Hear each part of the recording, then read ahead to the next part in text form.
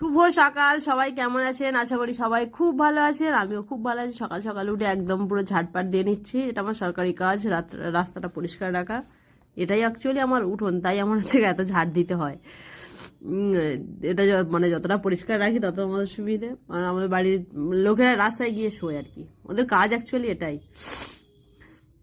রাস্তায় শোয়া সবাই বলে। তো এখানে হচ্ছে কি আবার ঝাড় মানে ঝাড় দেওয়ার পর একটু জলটা যে পড়েছিল সামনে, এখানে গর্ত রাস্তা হয়েছে, তো রাস্তাটা উঁচু হয়ে গেছে আর এটা নিচু, যার জন্য আমার হচ্ছে এখানে জল বেঁধে থাকে। যার জন্য আমার এই জায়গাটা আবার একটু জল দিয়ে ঝাঁটিয়ে দিতে হয়। দিয়ে ছড়াটা দিয়ে এসে আবার ঘরটা এসে মুছে নিচ্ছি। ঘরটা হালকা করেই মুছছি আর কি।